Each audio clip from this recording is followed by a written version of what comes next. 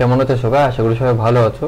তো আজকের থাম্বনেল দেখে বুঝেই গেছো পশ্চিমবঙ্গে কিন্তু ইতিমধ্যেই এসআইআর এর যে ফর্মটা সেটা কিন্তু পাবলিশ করে দিয়েছে। বিহারের মতন কিন্তু ওই ফর্ম হবে না, এটা অন্য ফর্মে হবে। তো প্রি প্রিন্টেড আসবে ফর্মটা। প্রি প্রিন্টেড আসার পরেও কিছু কিছু ডিটেলস আছে তোমাদেরকে নিজের থেকেই দিতে হবে। তো সেই ডিটেলসগুলো কী কী ফিল আপ করতে হবে সেটা আজকের ভিডিওতে জানাবো। তো সেটা বেশি দেরি না করে শুরু করা যাক।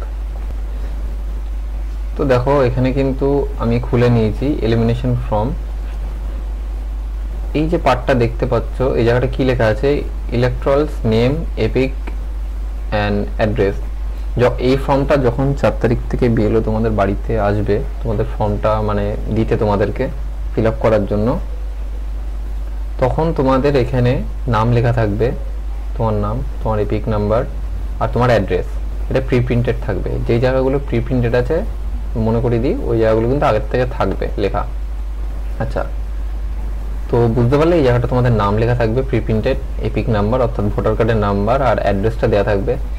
এরপর চলে আসলো সিরিয়াল নাম্বার, মানে তোমাদের সিরিয়াল নাম্বার কত, পার্ট নাম্বার কত, তোমাদের মানে যেখানে ভোট দাও ওই বুথের নাম কি আর কোন রাজ্য থেকে, এটাও প্রি প্রিন্টেড থাকবে। এখানে একটা কিউআর কোড থাকবে, যেই কিউআর কোডটা যদি কেউ স্ক্যান করে তাহলে তোমার যে ডিটেলসগুলো মানে যার ফর্ম এটা তার পুরো ডিটেলস এখানে লেখা চলে আসবে। এরপর তোমাদের এখানে একটা পুরনো ফটো থাকবে যেটা তোমাদের ভোটার কার্ডে আগের থেকে আছে, এটা প্রি প্রিন্টেড থাকবে। এই জায়গাটা কিন্তু তোমাদের একটা কারেন্ট ফটো তোমাদেরকে দিতে হবে, তোমাদের এখনকার যে পাসপোর্ট সাইজ ফটো তো দিতে হবে। তো এটা দিয়ে কিন্তু বোঝা যাচ্ছে স্বাভাবিকভাবে তোমরা কিন্তু নিজেদের কাছে পাসপোর্ট সাইজ কালার ফটো, ব্যাকগ্রাউন্ডের কালারটা একটু যেন হালকা হয় সেই রকম একটা ফটো তোমরা কিন্তু নিজেদের কাছে রেখে দেবে, সেটা কিন্তু লাগবে, এটা স্বাভাবিকভাবে বোঝাই যাচ্ছে। আচ্ছা, এরপর একটু নিচে আসি। এখানে দেখতে পাচ্ছ ডেট অফ বার্থ, এখানে দেখতে পাচ্ছ date of birth. Date of বার্থের ক্ষেত্রে এখানে তোমাদের ফার্স্টে ডেট, এম মানে মান্থ আর ইয়ার, এখানে তোমাদের ডেট অফ বার্থ দিতে হবে যেটা ভোটার কার্ডে লেখা আছে। আধার কার্ডের নাম্বারটা এখানে অপশনাল দিয়েছে, তোমরা চাইলে দিতেও পারো নাও দিতে পারো এই বক্সে। তা যদি কারোর আধার কার্ড থাকে আমি বলবো দিয়ে দিতে। আচ্ছা, তোমাদের ফোন নাম্বার, যেটা চেষ্টা করবো আধার কার্ডে যে ফোন নাম্বার লিঙ্ক আছে সেটাই দেওয়ার, আর যাদের লিঙ্ক নেই তাদের ব্যাপারটা আলাদা, ঘরে যেটা আছে দিতে পারো, কিন্তু যাদের লিঙ্ক আছে আধার কার্ডের সাথে তারা চেষ্টা করবো যেন সেই ফোন নাম্বারটাই দেওয়ার। আচ্ছা, এরপর চলে আসি তোমাদের হচ্ছে ভোটার। আমি যে কটা এখানে জিনিস বলছি 90% জিনিস তোমাদের ভোটার কার্ড অনুযায়ী লিখতে হবে। এখানে যেরকম ফাদার বা গার্জিয়ান নেম, ছেলে বা মেয়ে, ছেলেদের ক্ষেত্রে তো বাবার নামই হবে, মেয়েদের ক্ষেত্রে যাদের এখনো পর্যন্ত বিয়ে হয়নি তারা বাবার নাম দেবে, বিয়ের পর তো স্বামী গার্জিয়ান হয় তো স্বামীর নাম দিয়ে দেবে এই বক্সে। এখানেগুলো হচ্ছে ফাদার বা গার্জিয়ানের এপিক নাম্বার। ছেলেদের ক্ষেত্রে বাবার এপিক নাম্বার এখানে বসাবে ইফ অ্যাভেলেবেল, যদি অ্যাভেলেবেল থাকে। ধরো কারোর বাবা কোনো কারণবশত মারা গেছে, কারোর যদি গার্জিয়ান বা বাবা মারা যায় সেক্ষেত্রে, বা কারোর স্বামী যদি মারা যায় সেক্ষেত্রে এটা দেওয়ার দরকার নেই। আচ্ছা, এখানে চলে আসবে মায়ের নাম, মায়ের নামটা এখানে লিখে দেবে। মাদার্স এপিক নাম্বার সেম এখানেও, যদি মায়ের আধার কার্ড ভোটার কার্ড যদি থাকে অথবা মা যদি বেঁচে থাকেন তাহলে এই জায়গাটা তোমাদের মায়ের ভোটার নাম্বার দিয়ে দেবে। সাপোজ নেম, স্বামীর নাম এখানে দেবে যদি থাকে। সাপোজ এপিক নাম্বার যদি থাকে তাহলে দেবে। এখানে একটা জিনিস তোমরা ভালো করে লক্ষ্য করে দেখো, দেখায় তোমাদেরকে, ভালো করে লক্ষ্য করবে এই জিনিসটা, কেউ কিন্তু গোলা বানা। এখানে কি লেখা, ইফ অ্যাপ্লিকেবল, ইফ অ্যাভেলেবেল।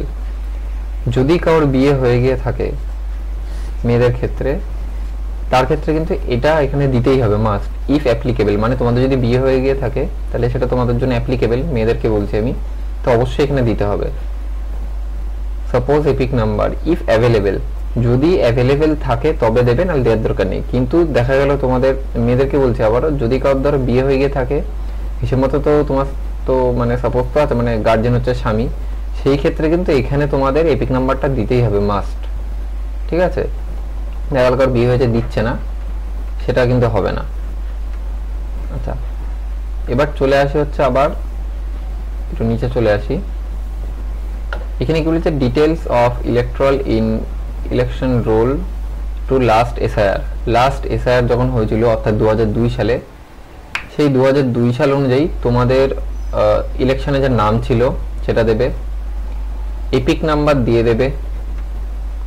ধরো এখানে ইফ অ্যাভেলেবেল লেখা আছে, তার কারণ কি, অনেকের দেখবা ভোটার লিস্টে কিন্তু তোমাদের নামের পাশে কিন্তু ভোটার নাম্বার থাকছে না, 2002 সালের নাম আছে অথচ ইয়ে থাকছে না ভোটার কার্ডে, সেই ক্ষেত্রে কিন্তু তোমরা এটা দেবে না। রিলেটিভ নেমটা দিয়ে দেবে তোমাদের যেটা থাকবে, রিলেশনটা দিয়ে দেবে, ডিস্ট্রিক্টটা দিয়ে দেবে, স্টেট দিয়ে দেবে, এসি নাম্বার যেটা অর্থাৎ তোমাদের বিধানসভার যে নাম্বারটা সেটা দিয়ে দেবে। এখানে নিচে এসি নাম্বার যেটা তোমাদের হচ্ছে বিধানসভার নাম্বার 2002 সালের লিস্ট অনুযায়ী সেটা দিয়ে দেবে, পার্ট নাম্বার দিয়ে দেবে। একটা কথা সবাই মাথায় রাখবে, তখনকার পার্ট নাম্বার এখনকার পার্ট নাম্বার কিন্তু আলাদা ছিল, তো সেই বুঝে কিন্তু তোমরা দেখে নিয়ে তারপরে দেবে। সিরিয়াল নাম্বারটা দিয়ে দেবে। এখানে কি বলেছে দেখো, relative of the details of the relative whose name is given in the previous column of the last SIR. Last SIR আমাদের হয়েছিল কবে সেটা তোমরা সবাই জানো, 2002 সালে। তো সেই অনুযায়ী তোমাদের যে নাম আছে রিলেটিভের সেম ডিটেলস এখানে এই প্রথমটা যেরকম দিয়েছিলে এটাতেও দিয়ে দেবে, same AC number, part number, serial নাম্বারগুলো এখানে সাবমিট করে দেবে। সবকিছু করে নেওয়ার পর এখানে তোমাদের বলেছে সিগনেচার বা লেফট থাম ইমপ্রেশন। যদি কেউ সিগনেচার করতে পারো চেষ্টা করবে সিগনেচারই করার, যদি কেউ সিগনেচার করতে পারো তো সিগনেচার করে দেবে এই ওপর দিক দিয়ে।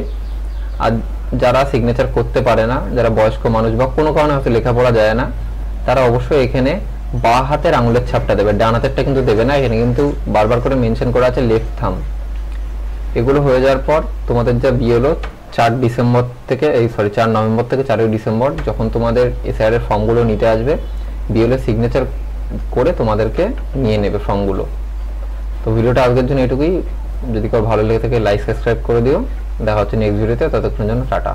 আর যে ডকুমেন্টসগুলো আমি বললাম এই ভিডিওতে সবাই কিন্তু রেডি করে রেখে দিও, কারণ 4 তারিখ থেকে কিন্তু শুরু হচ্ছে।